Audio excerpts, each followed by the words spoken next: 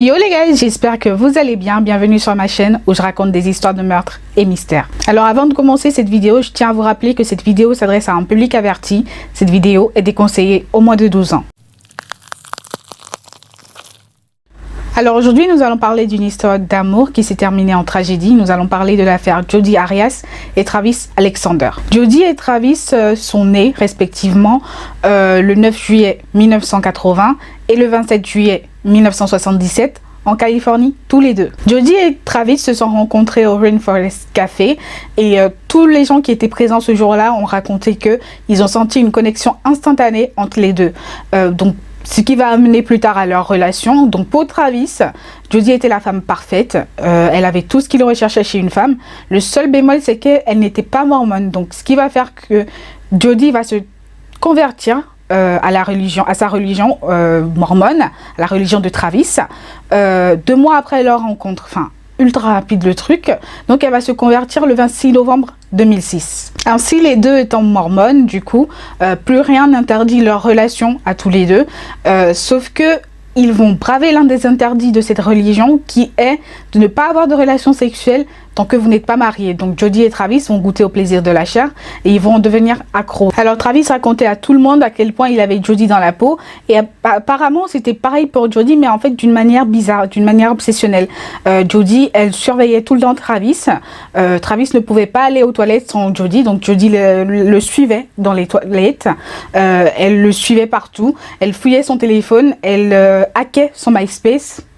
Oui, MySpace existait à cette époque-là. Donc Jodi hackait le MySpace de Travis. Ce qui va se passer, c'est que les amis de Travis vont se rendre compte de ce qui se passait. Parce que toi, quand tu es dans une relation où il y a un problème, tu ne le vois pas forcément. Vu de l'intérieur, tu ne le vois pas. Mais les autres à l'extérieur le voient. Donc les amis de Travis vont se rendre compte de ce qui se passait et de l'obsession grandissante de Jodi. Et ils vont prévenir Travis et ils vont lui dire, en fait, monsieur mec, faut que tu fasses attention. Ta nana, elle est obsédée par toi. Enfin, vous imaginez le genre de conversation, quoi. Et ce qui va se passer, c'est qu'au moment où ils étaient en train de parler à Travis, ils étaient dans la chambre de Travis. Et Jodi, du coup, l'un des amis va dire à Travis, je suis sûre qu'elle est derrière la porte et qu'elle écoute ce qu'on est en train de dire. Et ce qui va se passer, c'est que Travis va marcher tout doucement et aller voir derrière la porte. Et quand il va ouvrir la porte, tada, il y avait Jodi. Aucun sens. Enfin, pourquoi je ne sais pas comment les gens ils font pour être obsédés par quelqu'un d'autre. Dire moi je suis obsédée par moi-même, ça me va déjà. C'est déjà trop difficile pour moi d'être obsédée par moi-même, vous imaginez pas. Mais alors là, être obsédée par une autre personne, non. Nope. Ça. Enfin, après, chacun son truc, hein, je sais pas, mais bon, chacun son truc. Et donc, après ce jour-là, Travis va renvoyer Jodi chez elle et va mettre fin à leur relation parce que il s'est rendu compte de ce qui se passait en réalité. Donc, il va mettre fin à leur relation. Et ce qui va se passer, c'est que Jodi, elle ne voulait pas en rester là. Donc, elle va commencer à s'inventer une vie en racontant à Travis qu'il y avait quelqu'un qui la stalkait. Elle s'auto-envoyait des messages menaçants, des photos. Enfin, vous imaginez un peu le délire, quoi. Et en fait, ça va beaucoup inquiéter Travis. Mais quand il va en parler à ses amis, ils vont le rassurer et lui dire très clairement que ils sont sûrs et certains que c'est Jodi même qui s'auto-envoie ces messages-là, qui s'auto-harcèle. Donc ça va rassurer un peu Travis. Et ce que Travis va faire, c'est qu'il va passer à autre chose. Il va rencontrer une femme nommée Lisa. Et pour lui, elle était parfaite. Il voulait aller au bout avec elle, machin truc. Sauf que Jodi va se rendre compte qu'il s'est mis en relation avec une autre femme. Et ce que Jodi va se mettre à faire, c'est... En fait, elle va se mettre à harceler Lisa. Donc, quand je parle de harceler, c'est taper à sa porte en pleine nuit et aller se cacher. Appeler son téléphone en pleine nuit, en fait, et laisser des messages de respiration. Enfin, vous imaginez un peu le truc, les trucs qu'on voit dans des films d'horreur. C'est ce qu'elle a fait, en fait, à cette Lisa. Et la pauvre Lisa, au bout d'un moment, elle va en avoir marre. Et elle va décider de rompre avec Travis parce que elle ne pouvait pas. Elle ne pouvait pas. À sa place, j'aurais fait pareil. Hein. J'aurais fui, j'aurais pris mes 2 jambes à mes coups, mais j'aurais détalé. Non, mais flemme en fait, grosse flemme. Personne n'a envie de vivre ce genre de situation. Vous imaginez un peu? Non, flemme. Je suis d'accord avec Lisa. Je la félicite. Ainsi, après la rupture de Lisa et Travis voulait à tout prix se débarrasser de Jody. Donc, il va réussir à la convaincre d'emménager chez ses grands-parents. Donc, Jody va emménager chez ses grands-parents. Donc, elle va partir de l'Arizona et va emménager en Californie chez ses grands-parents. Ce qui va se passer, c'est que le 28 mai 2008, ses grands-parents vont se faire cambrioler. Et la seule chose qui va disparaître lors de ce cambriolage, ça va être l'arme à feu de ses grands-parents. Vous voyez où cette histoire va? Ouais, je pense que vous avez compris là. C'est très clair, vous voyez. Je suis sûre que vous avez tout compris. Ainsi, pendant que Jody vivait chez ses grands-parents, Travis va faire la rencontre d'une nouvelle femme nommée Mimi. Et il en était terriblement amoureux, sauf que cette femme ne voulait rien avoir avec lui. Elle l'avait friendzoné. Pour elle, elle ne le considérait que comme un ami. Et puis c'est tout. Sauf que Travis, il voulait plus. Donc il faisait tout en fait pour séduire cette femme. Et au même moment, Jody aussi va rencontrer un homme qui s'appelle Ryan et qui vivait dans l'Utah. Donc ils vont commencer une relation à distance entre la Californie et l'Utah. Ce qui va se passer, c'est que en juin, début juin, Travis avait un voyage d'affaires au Mexique et il avait prévu d'emmener Mimi à ce voyage-là parce qu'il voulait à tout prix la séduire. Enfin, vous imaginez un peu le délire, quoi. Donc, il voulait emmener Mimi à ce voyage-là. Ce voyage était censé débuter le 9 juin 2008. Le problème, c'est que Travis ne va jamais mettre les pieds au Mexique et du coup il va manquer à ses obligations. Donc son employeur va commencer à s'inquiéter et va commencer à envoyer des messages à sa famille, à appeler ses amis, et c'est là que ses amis aussi vont se rendre compte que ça fait plusieurs jours qu'ils n'avaient pas des nouvelles de Travis. Et donc ils vont prendre la décision de débarquer chez lui et ils vont rencontrer son coloc et lui poser des questions. Le coloc va leur répondre je pense que il disait je pense que Travis est au Mexique, sauf que ses amis vont le mettre au courant que non, Travis n'est pas au Mexique. Et c'est là qu'ils vont tous prendre la décision d'ouvrir la porte de Travis et de voir, parce que il aurait pu être malade, il aurait pu faire une crise cardiaque ou peu importe. Et donc le colocataire de Travis va prendre le double des clés et ils vont ouvrir la porte et là c'est là qu'ils vont découvrir le corps nu de Travis par terre, en position fœtale, recroquevillé sur lui-même. Enfin, la vision d'horreur, quoi. Et il avait 27 blessures à l'arme blanche et une balle dans la tête. Du coup, les amis de Travis ainsi que son colocataire, ils vont appeler la police et la police va tout de suite arriver. Et la première conclusion qu'ils vont faire, c'est que c'est un crime passionnel, parce que poignarder quelqu'un 27 fois, faut y aller. Enfin, faut être motivé et faut en vouloir à la personne à mort pour le poignarder déjà 27 fois et en plus lui tirer une balle dans la tête, quoi. C'est déjà énorme. Donc ils vont conclure ça d'une part, et d'autre part ils vont poser des questions aux amis de Travis ainsi qu'à son colocataire. Ils vont leur demander à qui ils pensent en fait qui aurait pu commettre ce crime, et en fait tous à l'unanimité vont dire Jody. Le problème, c'est que Jody du coup quand la police va enquêter sur elle et va lui poser des questions, ils vont se rendre compte qu'elle a un alibi infaillible. C'est-à-dire Jody, je vous explique, elle est partie de la Californie le 2 juin et elle est arrivée dans l'Utah le 5 juin. Donc pour la police, Jody était en plein voyage au moment du meurtre de Travis, car Travis a été assassiné le 4 juin 2008. Et donc revenons à la scène du crime, le jour où Travis a été assassiné, pas le jour où il a été assassiné, mais le jour où ils ont découvert la scène du crime. Sur la scène du crime a été retrouvée l'empreinte d'une main tachée de sang sur un mur, du coup, avec une goutte de sang dans la machine à laver. Sans oublier le plus important, ce qui a démystifié cette affaire, c'est un appareil photo qui a été retrouvé dans la machine à laver pendant que la machine était en marche. Donc l'assassin de Travis a essayé de noyer cet appareil photo. Vous imaginez un peu. Le problème, c'est que l'assassin a aussi pris le soin d'effacer toutes les photos que cet appareil contenait. Sauf que ce meurtre a été commis au 21e siècle et que la technologie a bien évolué. Donc ce qui va se passer, c'est que la police va réussir à récupérer les photos qui étaient sur la carte SD. Et devinez ce qu'ils vont trouver. Devinez, je vous laisse deviner. 5 secondes.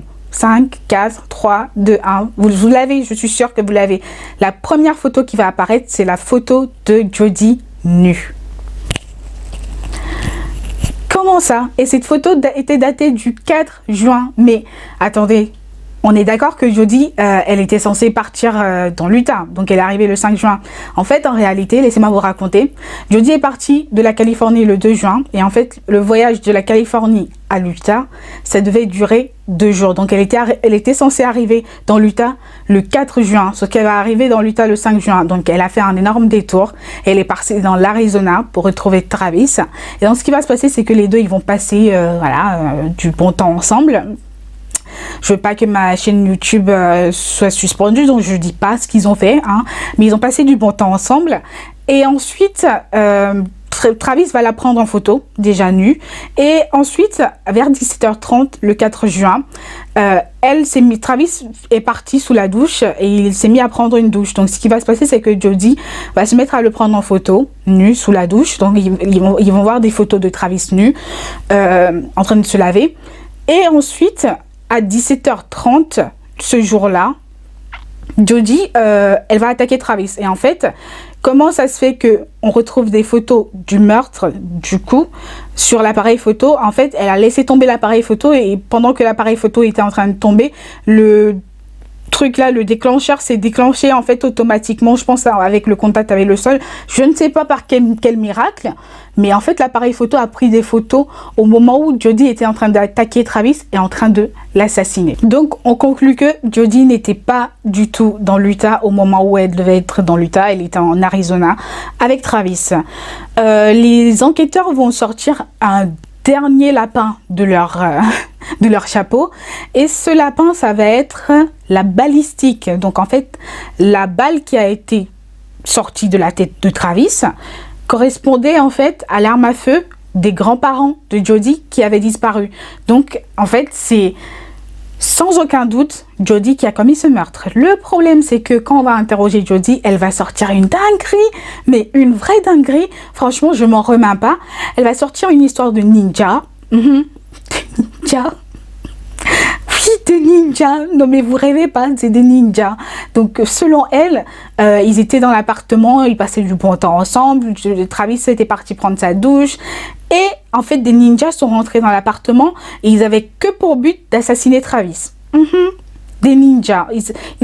On est dans une histoire à la Grimm, je sais pas quoi, mais c'est des ninjas qui sont entrés dans l'appartement et ils avaient pour but d'assassiner Travis. Ouais, on est dans Green Arrow là. On est... Non mais c'est tellement... J'arrive pas à m'en remettre. Elle a sorti ça au calme. Et à un moment donné, comment elle a pu s'échapper, c'est qu'elle s'est battue avec l'une des femmes ninja. Et elle lui a donné un coup et tout. Et elle a pu s'échapper. Mais pourquoi mentir comme ça? En plus, si tu veux mentir, sors un mensonge un peu crédible. Sors pas un truc qu'on voit dans des animés une fois tous les 100 ans en fait. Non mais arrête. Il n'y a pas à faire ça, ma fille. Mais il n'y a pas à faire ça. Donc, elle va sortir ça et c'était sa ligne de défense. Le truc, c'est que à son procès, elle va sortir une autre dinguerie. Ah ouais, parce que c'est plus les ninjas. C'est elle qui a assassiné Travis. Sauf qu'elle a assassiné Travis parce que Travis la harcelait. Travis lui faisait peur. Travis la manipulait. Vous imaginez le stéréotype du mec qui te contrôle, machin, truc. Alors que le mec, il a tout fait pour t'éloigner de lui. Pour t'éloigner de lui, oui. Il voulait plus de toi. Donc, à quel moment il te harcelait, il te manipulait, il te faisait du mal. Du coup, tu avais tellement peur que la seule solution, c'était de l'assassiner. À quelle heure? Non, mais vraiment, à quelle heure? Donc, c'est ce qu'elle va sortir à son procès. Heureusement que les jurys ne sont pas des... Ils étaient pas nés de la dernière pluie. Ils pensent pas comme elle que la vie c'est une pochette surprise, parce que la vie c'est pas une pochette surprise, madame. Donc ils vont la condamner à la prison à perpétuité, sans possibilité de parole. Et donc j'ai oublié de le dire, mais Jodi a été inculpée de meurtre au premier degré et puis a été condamnée le 13 avril 2015 à la prison à perpétuité sans possibilité de parole. Et donc c'est déjà la fin de cette histoire, c'est la fin de la folle histoire de Jodi Arias et de ses ninjas.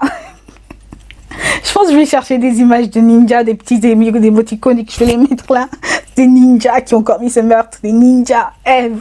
Non mais vous imaginez le délire, j'adore. Mais les meurtriers, en fait, en plus de n'avoir aucun cerveau, déjà faut être inhumain pour commettre un meurtre. En plus de ça, ils te sortent des dingueries, quoi. Ils te sortent des dingueries, des ninjas. J'adore. J'aurais jamais pensé à ça, quoi. Imaginez, un jour, je sais pas, je suis inculpée de meurtre. Je sors ça, c'est des ninjas, les gars. C'est des ninjas qui ont commis ce meurtre. C'est pas moi. Non, je serais jamais inculpée de meurtre. Je suis pas naze, tarée à ce point-là. Enfin, je pense que je ne suis pas une psychopathe pour commettre un meurtre, déjà, 200 fois. Déjà, je ne peux pas. Même des animaux, j'en mange pas. Vous imaginez? Donc, commettre un meurtre, je pense que je vais me suicider juste après parce que je n'ai pas le pouvoir supporter ça. Je suis quelqu'un de très, très sensible. Donc, excusez-moi. Mais, déjà, le meurtre, je vais pas le commettre avant de parler de ninja. Mais j'adore son histoire, quoi. Ce sont des ninjas, Bref, c'est déjà la fin de cette histoire. Je suis ravie de vous servir. Je suis là. N'oubliez pas du coup que je suis là tous les lundis et les samedis pour une vidéo. C'est vrai que ça fait un moment que j'ai pas fait de vidéo, mais c'était par rapport à ma santé. Là, ça va mieux, ça va un peu mieux. Donc, je recommence. Les lundis et les samedis, vous aurez une vidéo de meurtre mystère. Donc, n'oubliez pas, abonnez-vous, soyez là, soyez au rendez-vous, les lundis et les samedis. Je donne pas d'heure parce que je ne sais pas. Je préfère ne pas donner d'heure, mais je vous donne quand même un rendez-vous les lundis et les samedis pour une vidéo de meurtre et mystère. Donc portez-vous bien, faites de bons choix et à bientôt.